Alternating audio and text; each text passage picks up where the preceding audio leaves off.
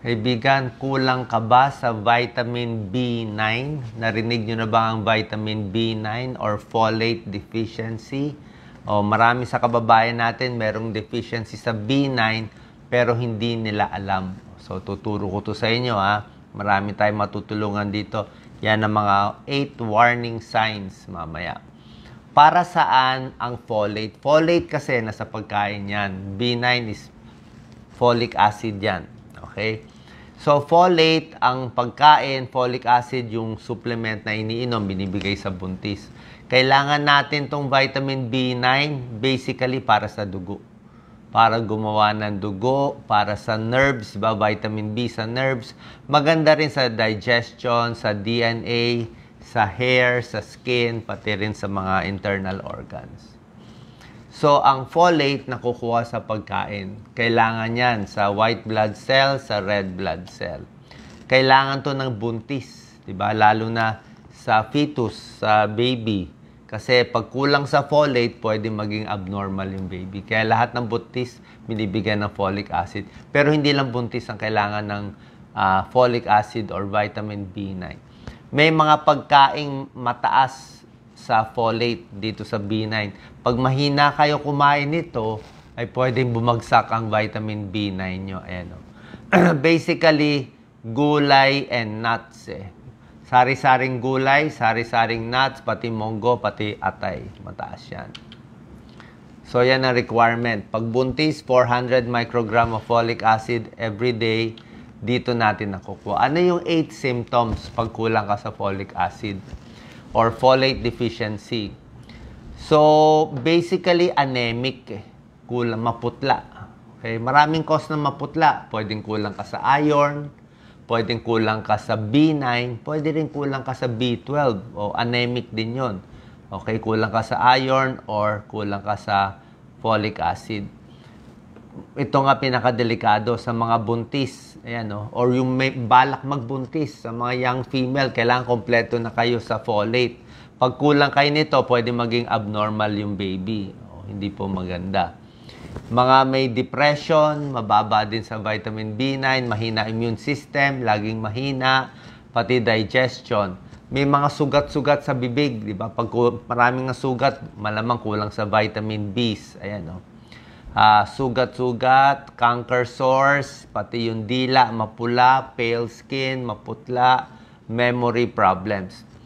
Ngayon, ang problema sa vitamin B9 deficiency, usually, kasama rin niya yung vitamin B12.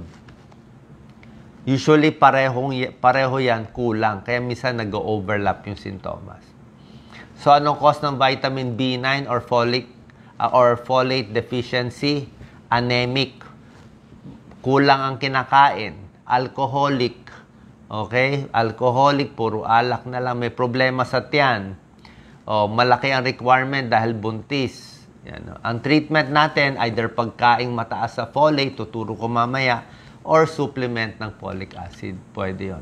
So, ito yung mga causes. Mahina ka kumain, walang pera, mahirap, hindi makabili ng gulay, tumatanda o buntis, alcoholic, hindi ma-absorb ng tiyan, may problema sa tiyan, buntis, may cancer, may malalang sakit, kailangan mo ng maraming vitamin Bs, at itong mga gamot. Itong mga gamot may interaction, nakakababa siya sa vitamin B9.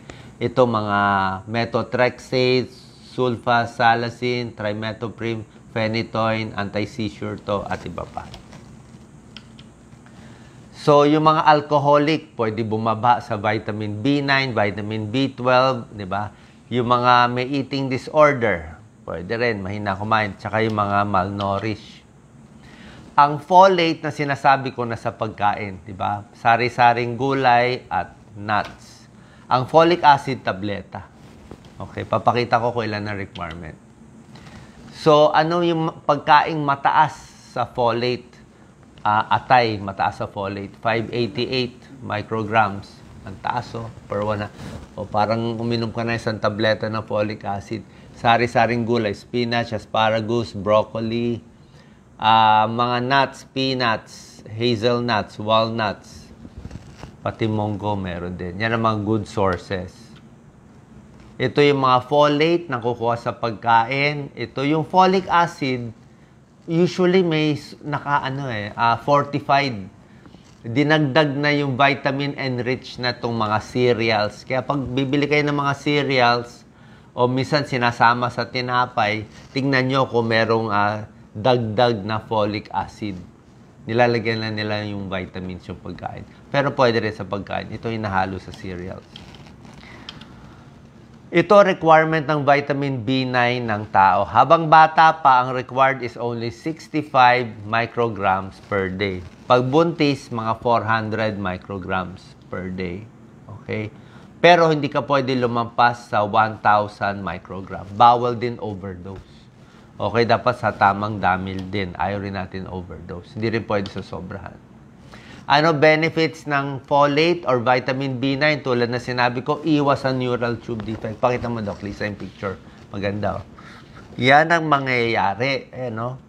Pag hindi mo inalagaan maigi, hindi ka uminom ng folic acid, ayan, oh, pwede tingnan mo sa baby, oh, anencephaly. Nawala yung sa ulo niya.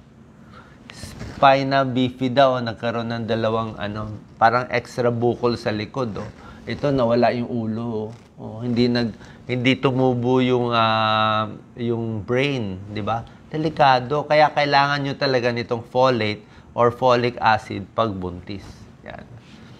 Kaya lahat ng OB binibigyan kayo ng folic acid. Ayaw nyo maging ganito ang baby.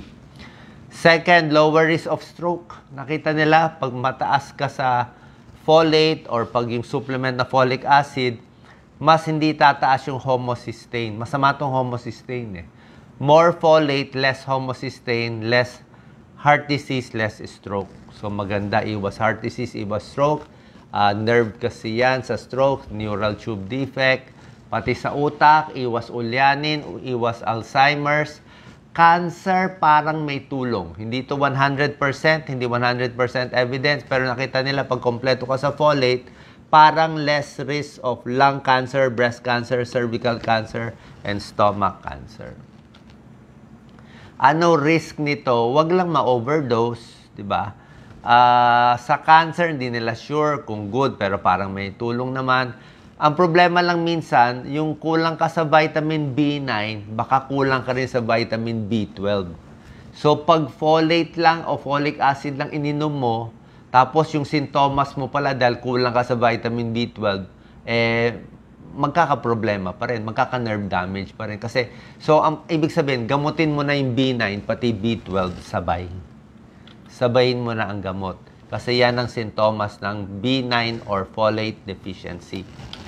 Pero, ang vitamin B12 deficiency, ito naman, B12 na tayo, kamukha rin siya. Ayan, no? B12 sa alcoholic din, no? Anemic din siya. Ayan, no? Nerve problem din siya. Skin problem din siya. Hair and skin pa rin siya. Dila din siya. Depression din siya. Dementia din. So, hawig ang sintomas. Hawig ang B12. Ayan din. Heavy alcoholic use. O aging. Pero ang buntis, hindi kailangan ito. Pero ang B12 kasi mainly nakukuha sa karne. Sa meat. Yung B9, sinabi ko, di ba? Gulay, tsaka nuts. Ito, more sa karne.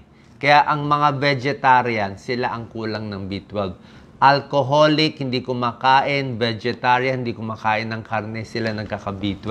Kaya pag pure vegetarian ka, vegan ka, minsan nagsusupplement ka rin ng B12. Ayan, no?